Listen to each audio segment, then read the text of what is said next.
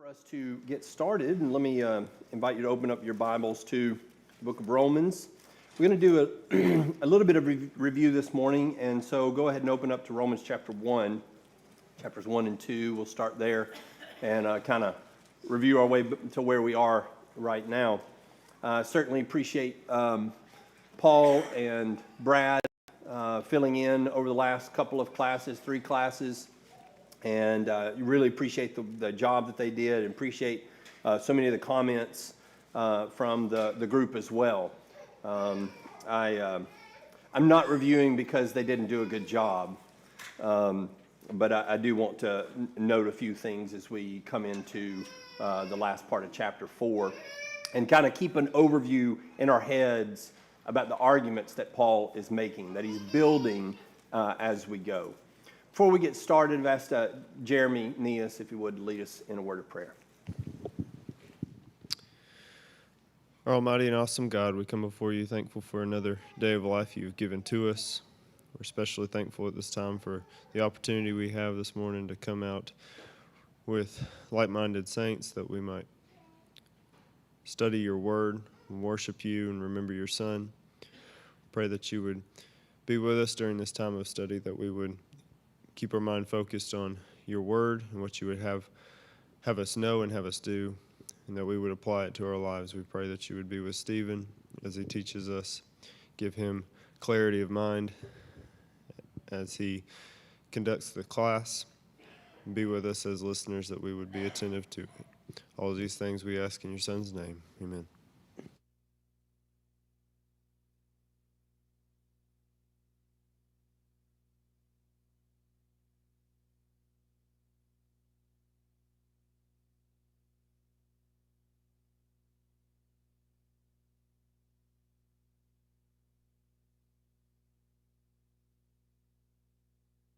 There we go. An important element to note as we're going through how much attention is placed on Jesus, because that's the rub, is how much importance Jesus plays in the role of salvation. Is he an addition to the law, or, as we'll see as the argument continues, is he the culmination of the law, right? Is he what the law blossoms into? And I think that may be a better representation.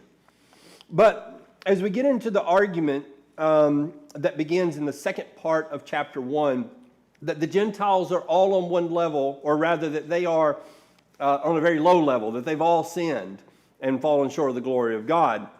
And Paul goes into some detail describing that.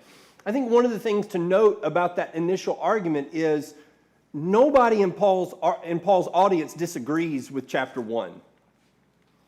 Even the Gentiles don't disagree with it.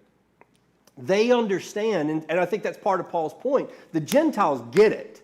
They understand why they need Jesus. They understand why they need salvation. And so he's making an argument, but it's the argument that's obvious to everyone.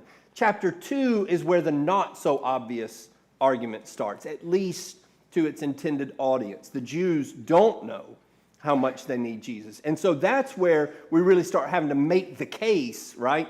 We're not having to make the case. Now, in our current environment, we probably do have to make the case of chapter 1.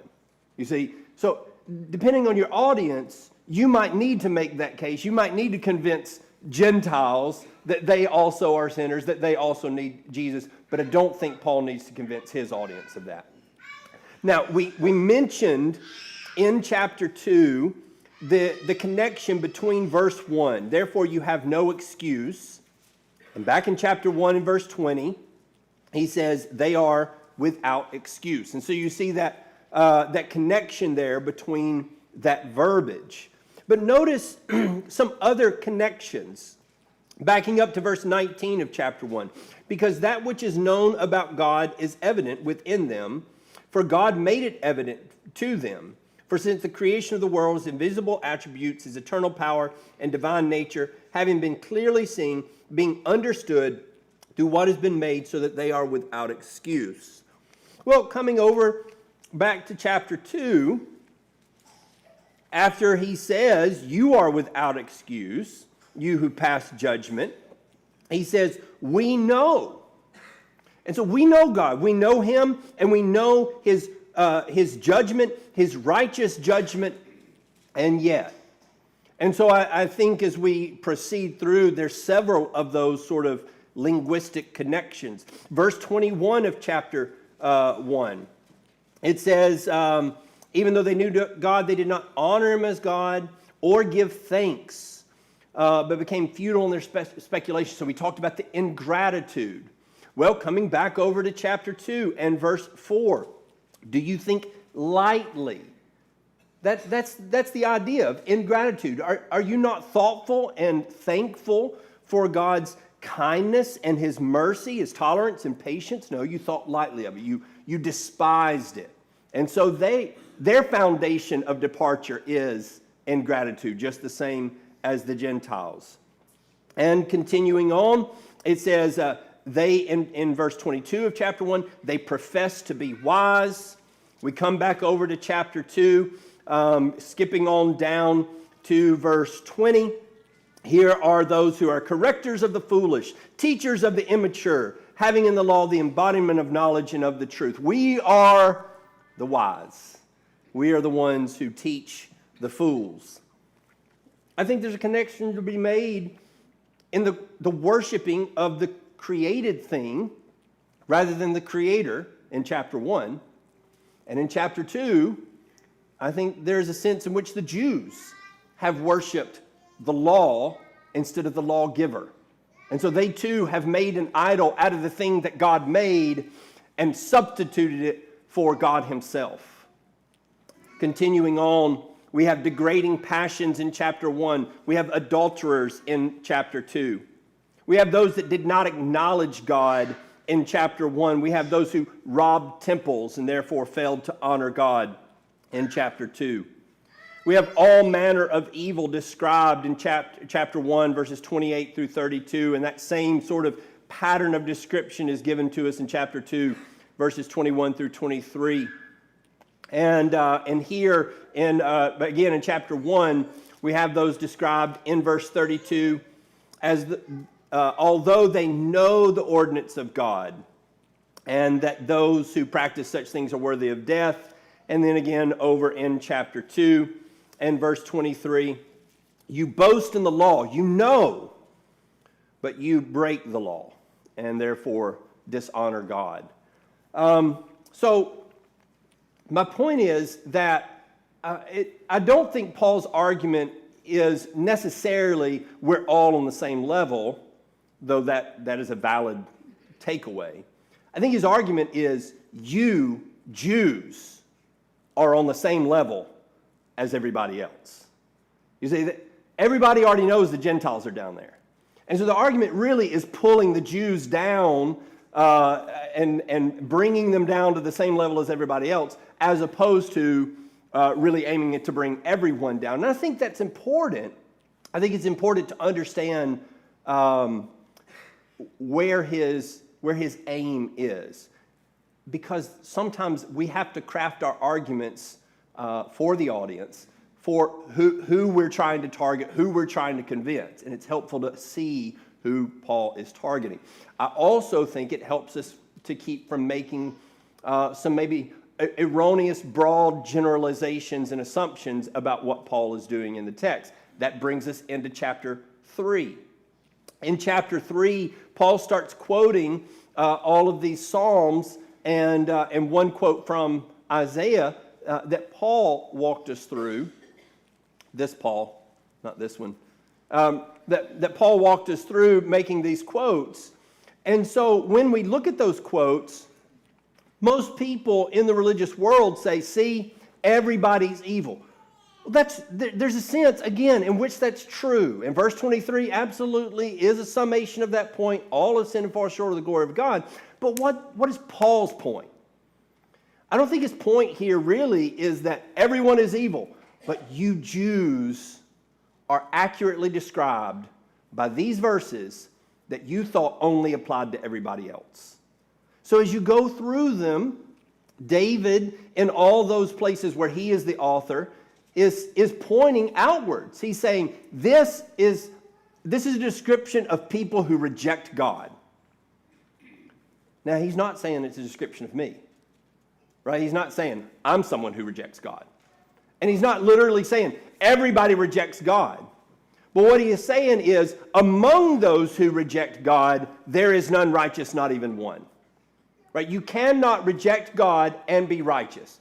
That's Paul's point, or rather David's point. And Paul's point is, when you read these verses, Jews, when you read these verses, you can only imagine Gentiles, can't you? David describes you. And that's important because, as Paul talked about, one of the things that can happen there is people take that language and broaden it out so that it is even inclusive of people who have accepted God. And we're still all unrighteous, and there's still no one righteous. But David is described as a righteous man. And faithful Israel, they are described as righteous people. Elizabeth and Zacharias, as we open up the book of Luke and we see their description, they are righteous people. So this notion that that everyone's unrighteous, literally no matter what you do, that's not a fair rendering of either the original context or even what Paul is doing with it here. The idea here is that there's a specific people he's trying to convince that they are accurately described in this way. He's not saying all those who accept Jesus Christ are still just this. So that's a little bit of nuance, but it kind of keeps us from taking an argument and running off with it in a direction it really shouldn't go. So those details, I think, matter. Another thing, as we're going by way of review, and we've seen this a couple of times, and I just want to reiterate it, and it's something I want you to keep looking for as we go through the text. But going back to verse 17, where we talked about the righteous shall live by faith, from faith to faith, and we talked about faithfulness to faithfulness, that it is a reciprocal, it's a reflective thing. So much of our relationship with God is a reflective relationship. That he shows us a characteristic and we respond with some form of that same characteristic. We talked about that with grace, right? He shows grace, and what do? We return grace in the form of thanksgiving, in the form of obedience, and whatever the case is, we're returning grace. He shows faithfulness. We return faithfulness. And I think that we see that throughout, and I think the translation does not always help us in that. So, for instance, in chapter 3, and there in verse 2, what then if some did not believe? Their unbelief will not nullify the faithfulness of God, will it? And so, again, Paul talked about this, but that word, unbelief, if we just translated it consistently throughout the verse, what then if some were unfaithful? Their unfaithfulness will not nullify the faithfulness of God. And so you see that they did not reciprocate. They did not reflect. But as we go on, we see that God did particularly he's established his faithfulness all along in his relationship with his people, but he ultimately establishes his faithfulness through the faithfulness of Jesus Christ. And sometimes that verbiage, as we saw in chapter 4, particularly on Wednesday night, sometimes that verbiage, it's translated in such a way so that you might think it's saying belief in Jesus Christ or faith in Jesus Christ. But I think very often it's saying that God is displaying these things through the faithfulness of Jesus Christ, to the result that you will be saved if you respond with faithfulness to his faithfulness, right? And so, again, faith as a reflective quality, I think, is a helpful concept. Just as it's helpful to think that we could be givers of grace to God, it is helpful to think that God could be a giver of faith to us. And then we go back and forth with both of those elements. So those are some of the things that I wanted to bring out as we're coming into chapter 4. The Gentiles are all sinful, but so are the rest of you, bringing them down to the same level. I really appreciate it as we came into chapter 4 and we introduced Abraham as a character. I I don't always know what people are going to do with my questions and if they're going to think the same things. I don't even know if I'm going to think the same things about my questions several weeks after I write them. But I really appreciated Trevor's comments on Abraham, that in so many ways, he supplies the very thing that Paul, the case that Paul is trying to make. He is saved. And who does that illustrate? Well, it illustrates the Jews, because he's the father of the Jews, right? But he illustrates the Gentiles, and I don't think the Jews would have thought that through very much, but he does. Because when he is called, that is exactly what he is. He is called out of the Gentile world. There is no such thing as a Jew yet.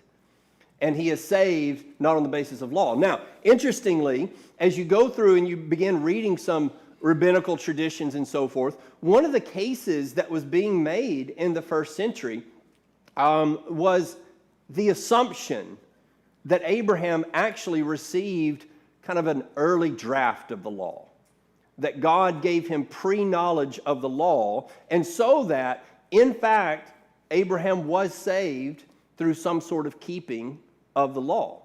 Now, I'll tell you how they would do this, and it makes sense to some degree.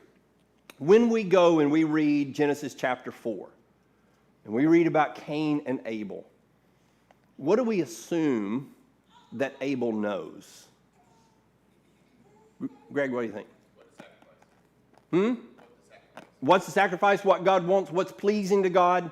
We assume he's been instructed in that, don't we? Right? We don't have a record of it. We don't have some place where it lays out what God told him to do, but we assume it.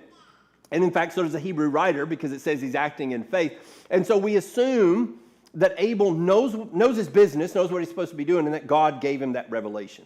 So here's what the Jews did. They look at Abraham. Abraham's a righteous man. Well, how can you be righteous? Well, we only know of one way to be righteous, and that is to follow the law. Therefore, Abraham must have had some revelation of the law, even though we don't have a record of it.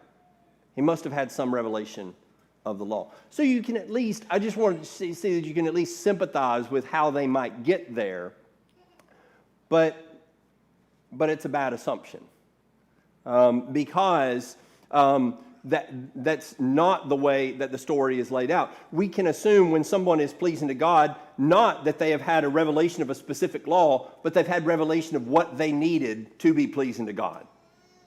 So we don't assume the specifics of what Abel was told.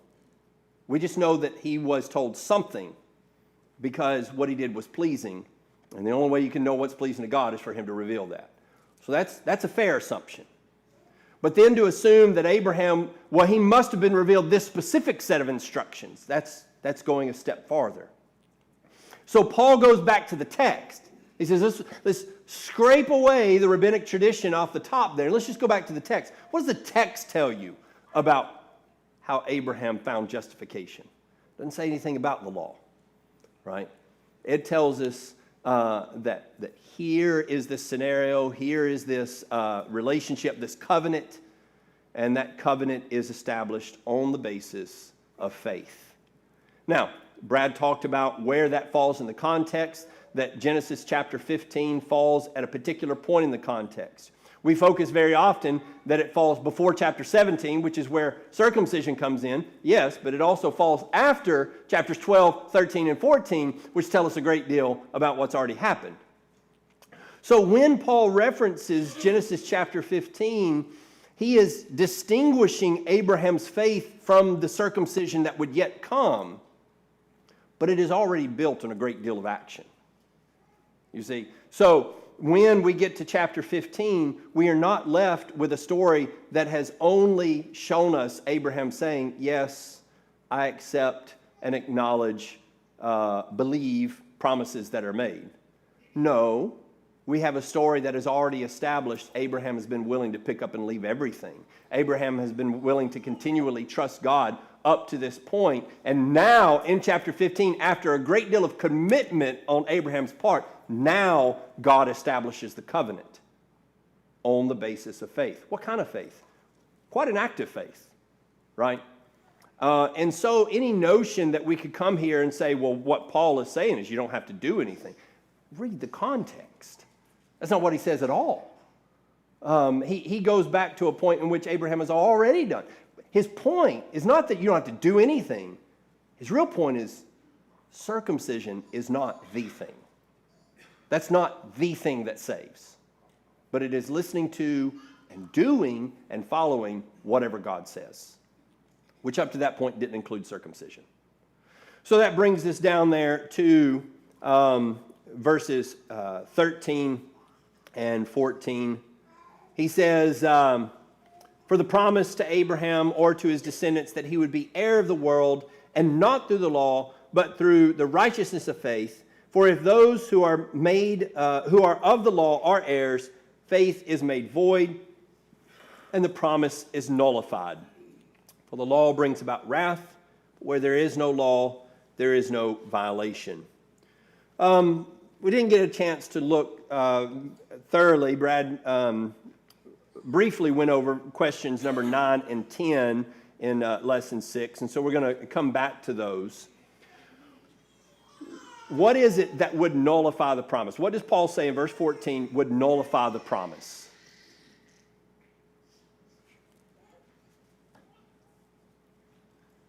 Becoming an heir dependent on the law. All right. You could attain it. Okay. Now, so if the promise comes through the law, then the promise is made void. All right. Why? Why would that be problematic in the context of Paul's argument? Not through faith, right? But why is it problematic, right? So, yes, he's saying it's faith, but why would it nullify, right? Why would it say those promises are void now if they come through the law? As he said in Galatians, the promise of Jesus Christ. Okay. Pointed to Jesus, not the law. Okay. All right. So we're pointing ultimately to Jesus. He's got to be the fulfillment. But Jesus followed the law, right? So. Perfectly, though, and they can't follow it perfectly. Okay. Now we're getting somewhere. They can't follow it perfectly. Therefore, it brings about the wrath it talks about. Brings about the wrath. And what else? What else is problematic? Who doesn't receive the promise? The Gentiles. Gentiles? Who else? Jews because they don't keep it perfectly. Who else? Who doesn't receive the promise that the Jews are really certain is going to receive the promise?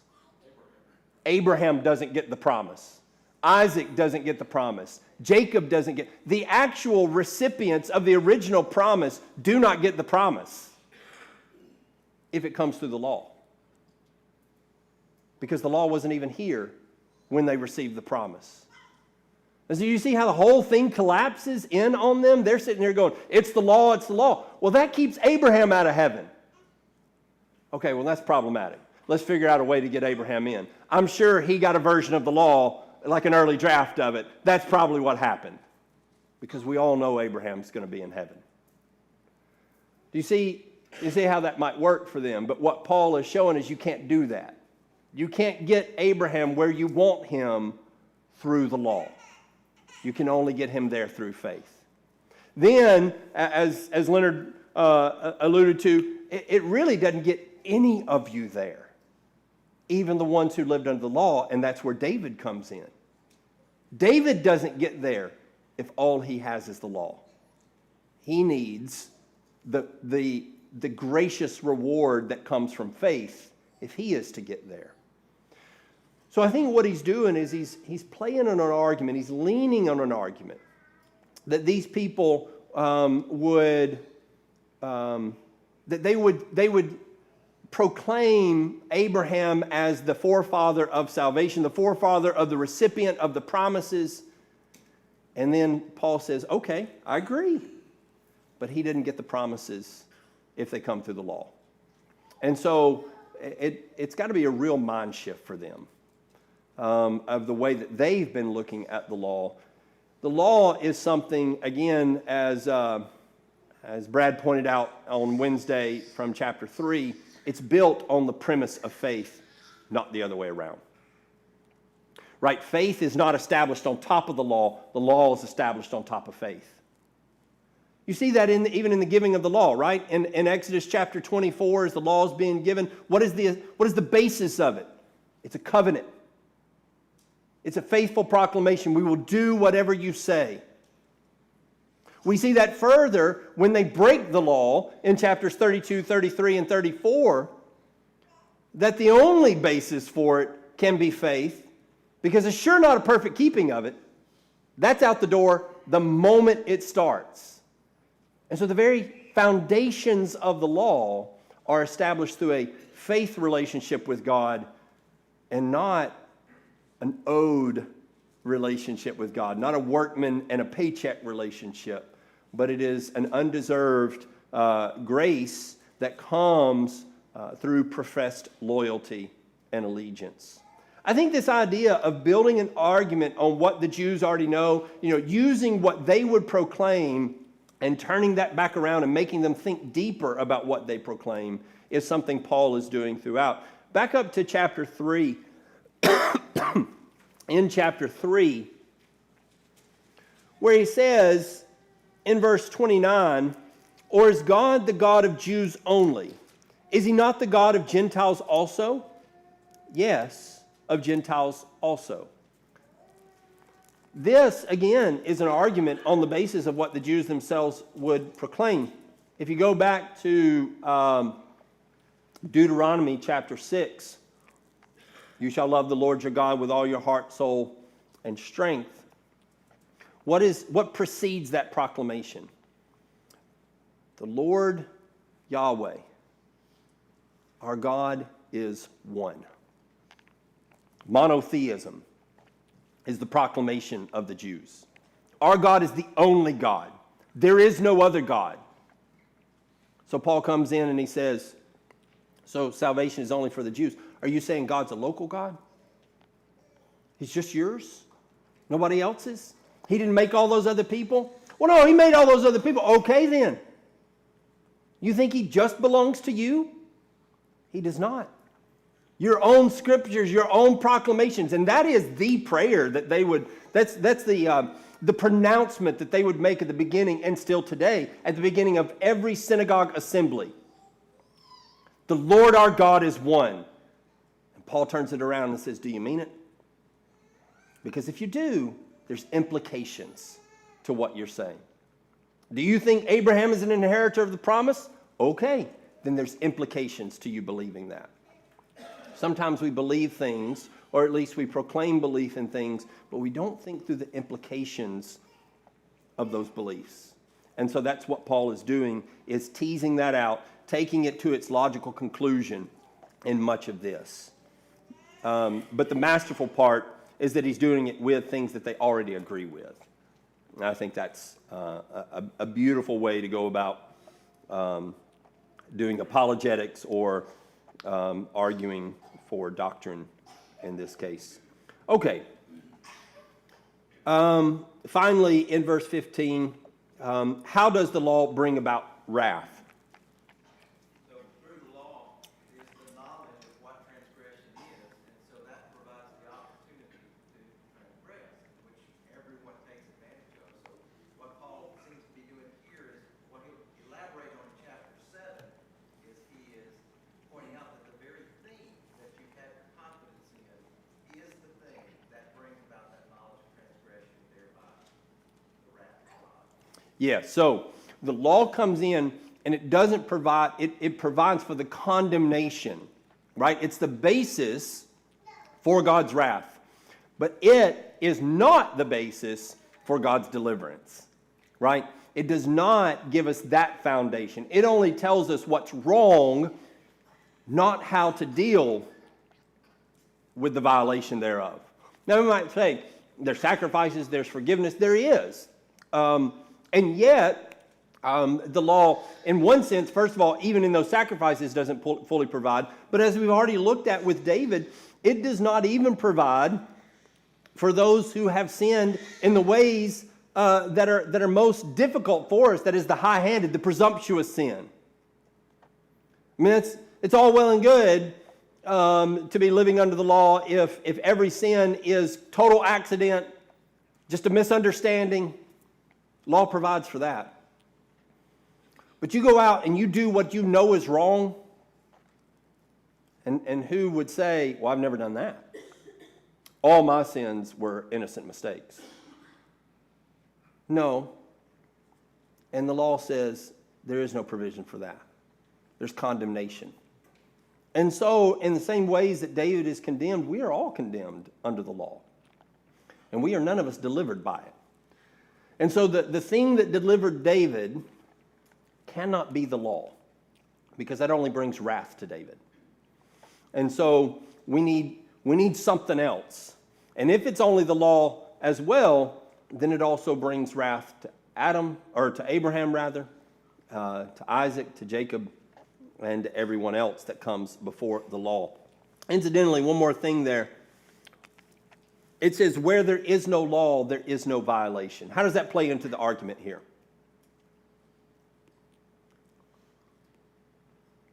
Talk about for the Gentiles. For the Gentiles, for Abraham.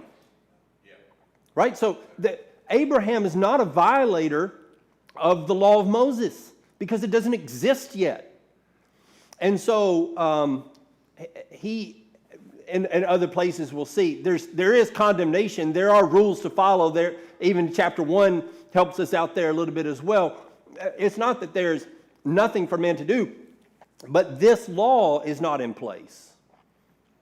And so Abraham would be condemned if we're judging him by the law. But so would everyone, right?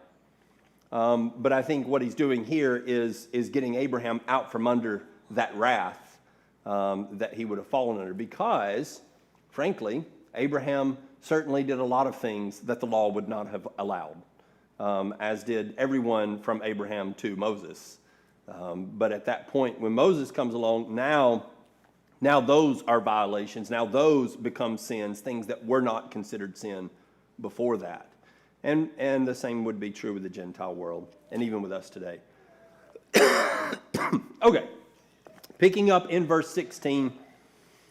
For this reason, he says, it is by faith, in order that it may be in accordance with grace, so that the promise will be guaranteed to all the descendants, not only to those who are of the law, but also those who are of the faith of Abraham, who is the father of us all. As it is written, a father of many nations I have made you, in the presence of him whom he believed, even God, who gives life to the dead and calls into being that which does not exist. So looking at verse 16, it's by faith so that it may be in accordance with grace. The implication is that works would not be in accordance with grace. And so if faith is inclusive of works, like we've been suggesting all along, then how is it in accordance with grace? How can you harmonize a working faith with grace?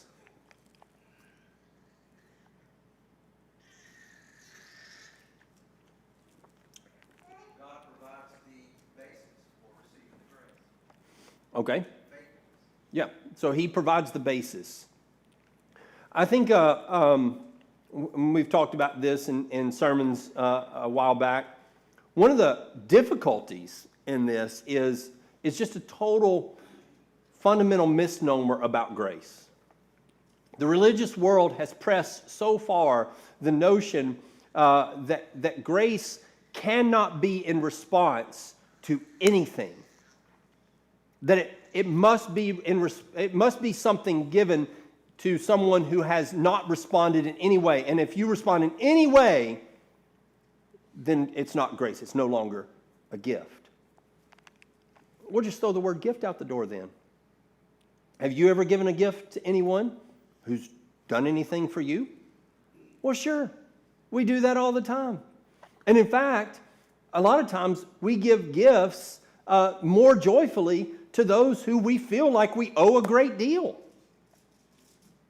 And in fact, I think as far as the word grace itself, you can come and give something to someone and and give it almost as a debt. I owe you this and a great deal more. And yet, on the other end, they can receive it as grace because it really wasn't due in that sense. You didn't have any official debt. That's number one. Okay, good. You didn't have any official debt. You didn't owe them a payment. They weren't going to dock you. And so it's not that sort of relationship. I think, again, husbands and wives make a good illustration here. You can get something, you can bring a gift to your spouse, and it is a gift.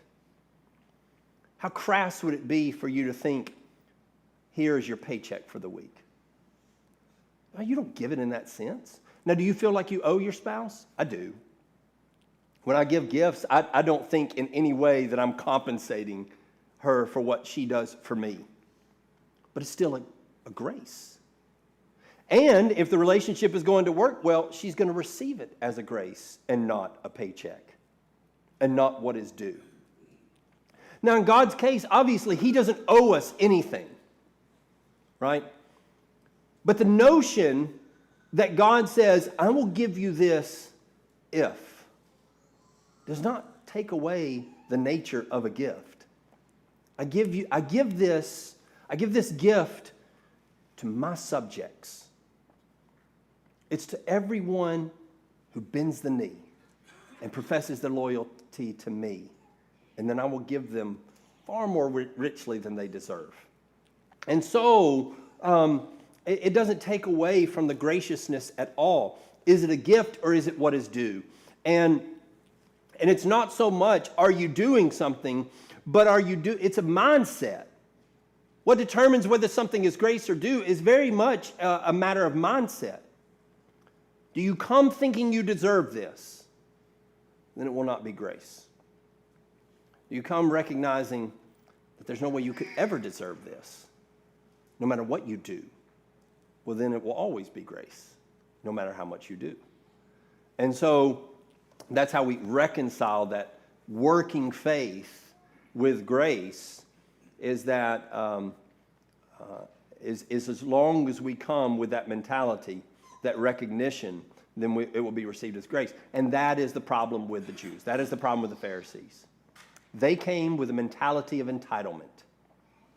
Okay, there can be no grace where there is entitlement. You cannot, for people who feel like they're entitled, you can't write them a big enough check that they think they don't deserve it, that they are owed it. We live in a world full of that. But here God says all that must be put aside. And you must recognize that even the smallest gift, the very breath you breathe, is more than you deserve. Well, that puts it in a very different perspective, right? And that means our whole relationship with God is based on grace. And in fact, it's based on grace whether or not you recognize it or not, right? God is giving you all sorts of grace each and every moment, whether you recognize it or not. This is a particular grace that is being spoken of here. That is the grace of salvation. Well, coming into verse 17, then, as we read, it says that this grace is to those not who are only descendants through the law, but also those who are of the faith of Abraham. And then it talks about him being a father of many nations. So, who in the presence of him who believed, even God, who gives life to the dead and calls into being that which does not exist. In verse 17, the promise that he's bringing up there, I will make you a father of many nations. We've been talking about the seed promise. What does this promise have to do with the conversation we're having, that Paul's having here?